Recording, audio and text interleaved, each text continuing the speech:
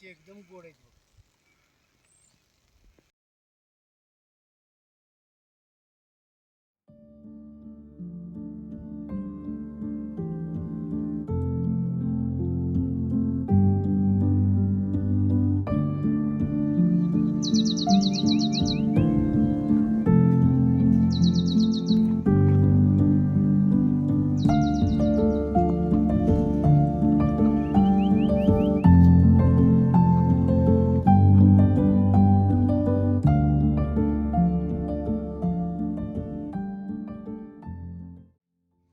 नमस्कार, मी माजी प्राचार्य एकनाथ दांडगे सर नेक्स्ट या आपल्या चॅनलवरती आपलं सर्वांचं मनपूर्वक हार्दिक स्वागत.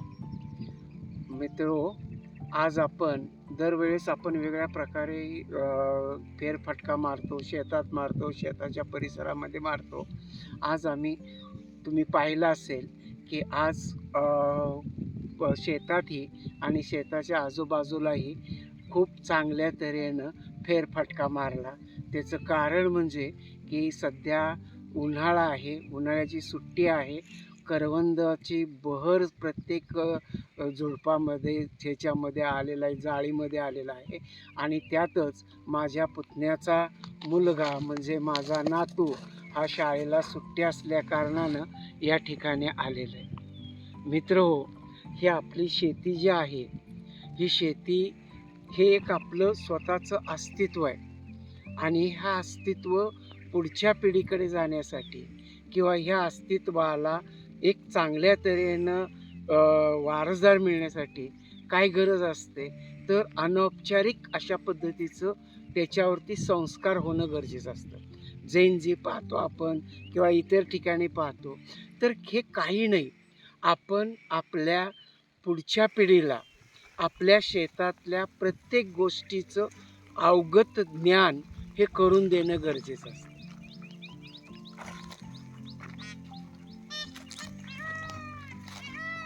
आज सकाळी आम्ही इथं आलो, सकाळपासून आत्तापर्यंत आम्ही मनसोक्त फिरलोय.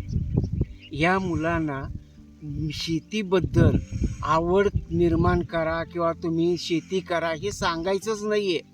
त्यांच्यामध्ये कशी आवड निर्माण होईल, त्यांच्यामध्ये कशी क्युरिओसिटी निर्माण होईल, क्रिएटिव्हिटी निर्माण होईल, याचा विचार करून आज मनसोक्त फिरलो आहे. शेतात फिरलो आहे, शेताच्या बाहेर परिसरामध्ये फिरलो आहे.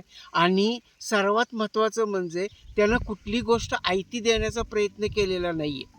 आज आवळ्याची झाड आणली, किती आणली आपण? 10. अजून किती आणायचे? 50. म्हणजे अजून 50 झाडं आम्ही इथं लावणार, आज त्याला कळलं. दुसरी गोष्ट, बाहवा किंवा रेनट्री ही जी वेगळ्या प्रकारची व्हरायटीची झाडं आहेत ती आज आणण्याचा प्रयत्न केला.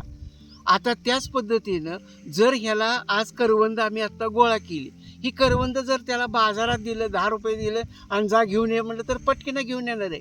परंतु तो करवंद इथं आल्यानंतर परिसरामधल्या ज्या करवंदाच्या जाळ्या आहेत त्या जाळ्याजवळ जाणे, त्याचे जे काटे आहेत ते काटे कसे लागतात हे सोसणं, आणि हे बघा, ह्या हाताला लागलेला जो चीक आहे ना, तो करवंद तोडताना कसा लागतो हे त्याला समजलं पाहिजे. म्हणजे त्या प्रत्येक फळाचं ज्ञान आणि त्याच्यासाठी ते मिळवत असताना होत असलेले घेतलेले एफर्ट्स काय आहेत हे त्याला कळलं पाहिजे हो. आणि म्हणूनच आजचा पूर्ण दिवस हा अनौपचारिक शिक्षण, की त्यांच्यामध्ये शेतीबद्दल, शेतीतल्या प्रत्येक प्लांटबद्दल आणि धान्याबद्दल निर्माण झाला पाहिजे, हाच उद्देश होता.